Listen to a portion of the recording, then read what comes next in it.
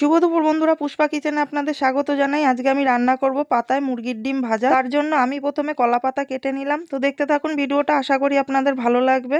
তারপর আমি ডিমগুলোকে কড়াইয়ে সেদ্ধ করতে বসিয়ে দিলাম। পাতায় ডিম ভাজার মশলা আমি কেটে বেছে নিয়েছি, এবার আমি বেটে নেব। প্রথমে বেটে নিচ্ছি আমি শুকনো লঙ্কা। এতে কোনো মশলা তেমন লাগবে না, শুধু পেঁয়াজ আর রসুন আর শুকনো লঙ্কা, এছাড়া আর কোনো মশলাই এতে লাগবে না। তা আমি লঙ্কাটাকে মিহি করে বেটে নিয়েছি। তার মধ্যেই আমি পেঁয়াজ আর রসুন দিয়ে লঙ্কার সাথেই ভালো করে বেটে নেব।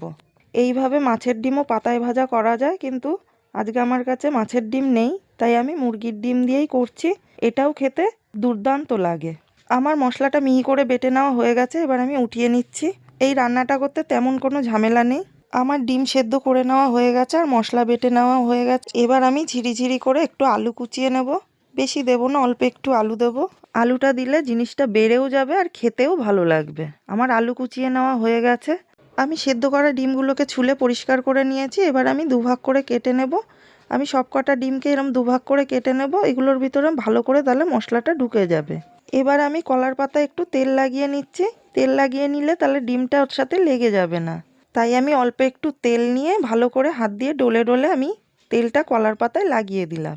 আলুটা আমি কেটে ধুয়ে পরিষ্কার করে নিয়েছি। এবার আমি আলুটাকে মাখিয়ে নেব। প্রথমে দিয়ে দিলাম আমি একটু লবণ, তারপরে দিয়ে দেবো পরিমাণ মতো হলুদ। লবণ হলুদ দিয়ে তারপর আমি দিয়ে দেবো আমার সেই বেটে রাখা মশলাটা দিয়ে আমি হাত দিয়ে একটু মেখে নেব। তারপর দিয়ে দিলাম পরিমাণ মতো সাদা তেল। তেলটা একটু বেশি করেই দিয়ে দিলাম। এবার আমি হাত দিয়ে ভালো করে আলুটাকে মেখে নেব। আলু আমার মেখে নেওয়া হয়ে গেছে। আমি আলুতে অর্ধেক মশলা দিয়েছিলাম আর অর্ধেকটা মশলা ডিমের জন্য রেখেছিলাম। ওই মশলার ভিতরে আমি দিয়ে দিলাম পরিমাণ মতো নুন, হলুদ আর তেল। নুন, হলুদ, তেল দিয়ে আমি ভালো করে মিশিয়ে নিচ্ছি, কারণ ডিম দিয়ে বেশি মাখা যাবে না। আমি ডিম দিয়ে আলতো আলতো করে একটু মেখে পাতায় দিয়ে দেব। আমি ডিমের কুসুমটাকে খুলে সাদা অংশটাকে ভালো করে একটু ডলে ডলে মশলা মাখিয়ে তারপরে আমি আবার কুসুমটা ওর মধ্যে ভরে পাতায় দিয়ে দিলাম। আমি এই একইভাবে সবকটা ডিমকেই মাখিয়ে পাতায় দিয়ে দেব। আপনারা আমার এই ছোট্ট চ্যানেলটির পাশে থাকবেন। এরকম আরও নতুন নতুন অনেক রান্নার ভিডিও আমি আপনাদের সামনে নিয়ে আসব। আমার ডিমগুলো সব পাতায় দেওয়া হয়ে গেছে, আর যেটুকু মশলা ছিল মশলাটুকু একবারে ডিমের ওপর দিয়ে মাখিয়ে দিয়েছি। এবার দিয়ে দেবো আমি আগে থেকে মাখিয়ে রাখা আলুটা দিয়ে একটু ভালো করে ছড়িয়ে দিয়ে তার উপর দিয়ে একটু ধনেপাতা দিয়ে আমি রেডি করে নিলাম। এদিকে আমার কড়াই গরম হয়ে গেছে। কড়াইয়ে আমি একটা এক্সট্রা কলা পাতা দিয়ে নিয়েছি যাতে ডিমটা পুড়ে না যায়। এর ওপরেই এবার আমি দিয়ে দেবো আমার ডিম আর আলু দিয়ে রেডি করা কলা পাতাটা। এবার আমি আস্তে আস্তে জাল দিয়ে এক পিঠ হইয়ে নেব।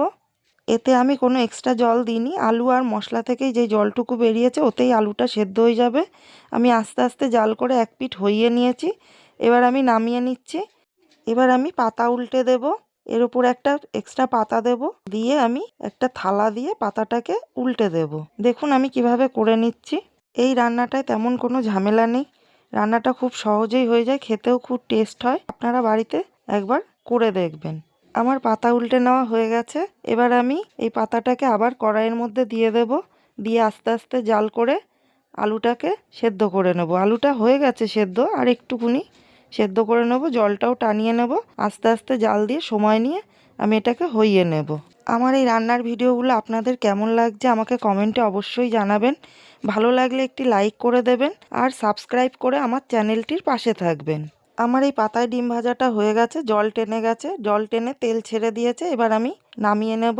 আমি নামিয়ে নিয়েছি পাতায় ডিম ভাজাটা। এবার খাওয়ার জন্য পুরোপুরি রেডি হয়ে গেছে।